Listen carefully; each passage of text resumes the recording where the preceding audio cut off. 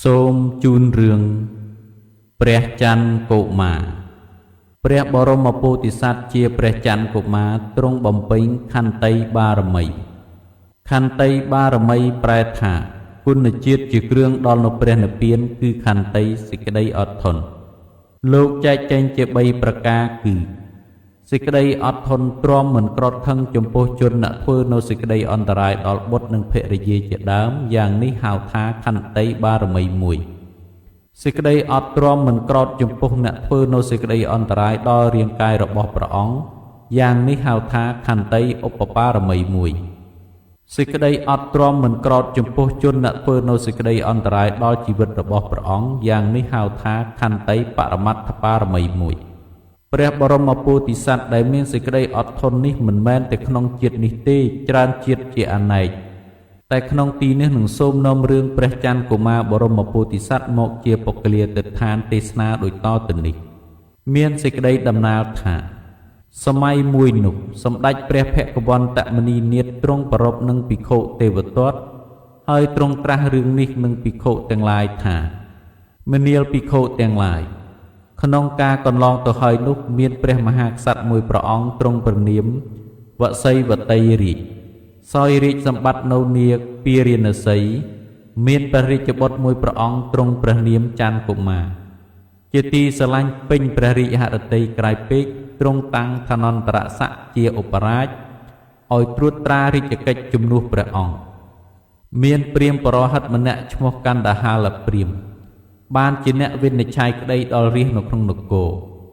កណ្ដាហាលព្រាហ្មណ៍បានកាន់តំណែងតុលាការដូច្នេះហើយរមែងប្រព្រឹត្តល្មោបគិតតែស៊ីសំណោកសុប៉ាន់កាត់ក្តីលំអៀងលុះទៅក្នុងអំណាចអគតិមិនសុចរិតយុត្តិធម៌ឡើយថ្ងៃមួយនោះមានបុរស2នាក់កាត់ក្តីនឹងគ្នាប្តឹងមកបរហិតទទួលជំនូនពីកូនក្តីម្នាក់ទើបវិនិច្ឆ័យសេចក្តីឲ្យម្នាក់ដែលមិនមែនជាម្ចាស់ទ្រព្យឲ្យបានឈ្នះឲ្យម្ចាស់ទ្រព្យចាញ់ទៅវិញម្លោះហើយកូនក្តីដែលឈ្នះក៏ឡើងទៅជាជូកូនក្តីដែលចាញ់កើតសេចក្តីក្តៅក្រហាយចិត្តជាខ្លាំងស្រែកយំសូមអង្វរឲ្យព្រះច័ន្ទកុមារមហាឧបរាជកាត់សេចក្តីឲ្យព្រះមហាឧបរាជក៏ពិនិត្យក្តីអ្នកទាំងពីរនេះត្រឹមត្រូវហើយកាត់សេចក្តីឲ្យម្ចាស់ទ្រព្យនោះបានឈ្នះវិញម្នាក់ដែលមិនមែនជាម្ចាស់ទ្រព្យឲ្យចាញ់តាមសុចរិតម្លោះហើយមហាជនទាំងអស់គ្នាថ្វាយពោសព្ទសាទុការឮសូរកឹកកងរំពងខ្ទរខ្ទាលុះព្រះវរបិតាបានជ្រាបព្រះអង្គទ្រង់ដកកណ្ដាហាលព្រាហ្មណ៍ចេញពីតុលាការហើយប្រគល់នីតិនេះឲ្យព្រះមហាឧបរាជវិនិច្ឆ័យវិញព្រះច័ន្ទកុមារបរមពោធិសត្វតែងកាត់ក្តីត្រឹមត្រូវតាមសុចរិតយុត្តិធម៌ជាធម្មតាទ្រង់ជាទីពេញព្រះរាជហឫទ័យនៃព្រះរាជាព្រមទាំងមហាជនទាំងឡាយតាំងតែពីត្រឹមនោះដល់រាប់មកឯកណ្ដាហាលព្រាហ្មណ៍តាំងតែពីថ្ងៃដែលអស់យុគឆ្លោះងារទៅហើយកាលណាគេតែងតែរំពៃមើលទោសព្រះបរមពោធិសត្វជានិច្ចប៉ុន្តែរោគចន្លោះនឹងចាប់ថ្នាក់ព្រះបរមពោធិសត្វមិនបានស្រាប់តែរាត្រីមួយនោះព្រះវររាជបិតាទ្រង់ព្រះសុបិននិមិត្តឃើញថាហាក់ដូចជាព្រះអង្គបានឡើងទៅកាន់ឋានសួគ៌ឃើញមានស្រីទេពអប្សរបវរបកញ្ញាជាច្រើនចោមរុំជាបរិវារលុះព្រះអង្គទ្រង់តានចាក់ក្រឡាបន្ទុំហើយទ្រង់ចង់ជ្រាបពីព្រះសុបិននិមិត្តនោះក៏ទ្រង់ត្រាស់ឲ្យហៅកណ្ដាហាលព្រាហ្មណ៍មកឲ្យកាត់សុបិនថ្វាយទើបត្រាស់សួរថាណែព្រាហ្មណ៍យើងត្រូវធ្វើបញ្ញកម្មអ្វីទៅបានទៅកើតនៅក្នុងឋានសួគ៌បានព្រាហ្មណ៍មិននឹកឃើញបញ្ហាអ្វីមួយសោះនឹកឃើញតែសេចក្តីគំនុំដែលខ្លួនប៉ងនឹងព្យាបាទព្រះបរមពោធិសត្វតែប៉ុណ្ណោះទើបក្រាបបង្គំទូលថាបបិទ្ធព្រះសមត្ថទេពបើព្រះអង្គចង់បានទៅកាន់ឋានសួគ៌ត្រូវលះបង់របស់ជាទីស្រឡាញ់ពេញហឫទ័យឲ្យស្រឡះទើបព្រះអង្គនឹងបានទៅកាន់ឋានសួគ៌ដោយពិតត្រូវសម្លាប់ព្រះរាជបុត្រនិងព្រះរាជធីតាទាំងអម្បាលមាននិងអគ្គមហេសីព្រមទាំងសត្វពាហនៈឯទៀតឲ្យមានប្រមាណច្រើនដើម្បីបូជាយ៉ាញ់ទើបបានទៅកាន់ឋានសួគ៌សូមបីអ្នកស្លាប់ទាំងនោះក៏បានទៅកើតនៅក្នុងឋានសួគ៌ដែរសូមទ្រង់ជ្រាបព្រះរាជាហេតុតែជាស្ដេចពាលមានតណ្ហាគ្រប់សង្កត់ត្បិតចង់បានឋានសួគ៌ខុសទំនងខ្លាំងពេកក៏ជឿស្ដាប់តាមពាក្យព្រាហ្មណ៍កំឡៅនោះទើបបង្គាប់ឲ្យអាមាត្យចាប់ក្សត្រទាំង4អង្គគឺព្រះច័ន្ទកុមារ1ព្រះសុរិយកុមារ1 រៀមមកូតកុមារមួយនិងអគ្គមហេសីមួយទៀតព្រមទាំងសត្វពាហនៈជាច្រើនចងបង្ខាំងទុកនៅក្នុងទ្រុងខាងមុខប្រាសាទឯព្រះច័ន្ទកុមារបរមពោធិសត្វឥតមានតក់ស្លុតនឹងសេចក្តីស្លាប់នោះសោះព្រះអង្គធ្វើព្រងើយប៉ុន្តែបរិជ្ជបុត្រព្រះរាជធីតាឯទៀតនឹងព្រះអគ្គមហេសីភិតភ័យស្រែកទួញយំត្រហឹងអឹងកងសពសំឡេងនោះជ្រាបដល់សម្ដេចព្រះអាយកោព្រះអាយិកាព្រមទាំងពួកឥស្សរជនធំមានសេចក្តីអាសូរហើយនាំគ្នាស្ទុះមកសុំអង្វរខត់កុំឲ្យស្ដេចជឿតាមពាក្យកណ្ដាហាលព្រាហ្មណ៍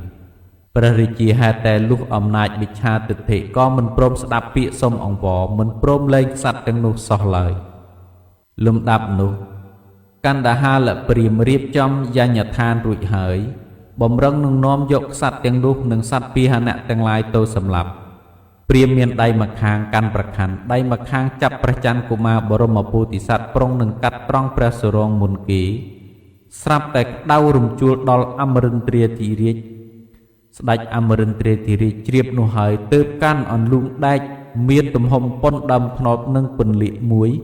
ក្រវីក្រវ៉ាត់ជាភ្លើងហើយឆេះរៀលលើអាកាសស្រែកគំរាមមកថា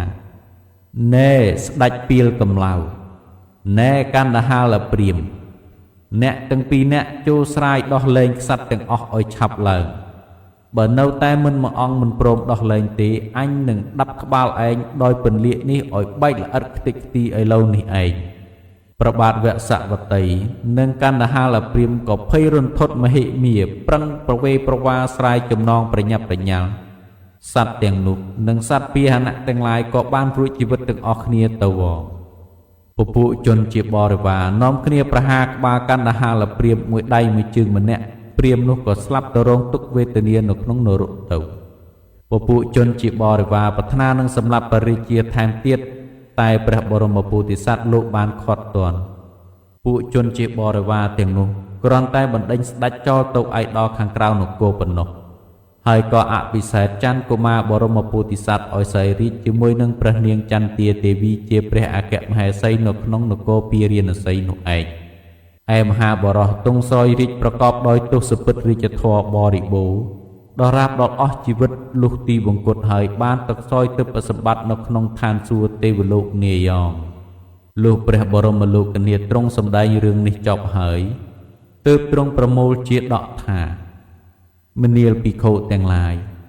រីឯព្រះវររាជបិតានិងព្រះវររាជមាតារបស់ច័ន្ទកុមារនៅក្នុងកាលនោះបានមកជាព្រះបាទសិរីសុទ្ធោទនៈមហារាជនិងព្រះនាងសិរិមហាមាយាកណ្ដាហាលព្រាហ្មណ៍បានមកកើតជាភិក្ខុទេវទត្ត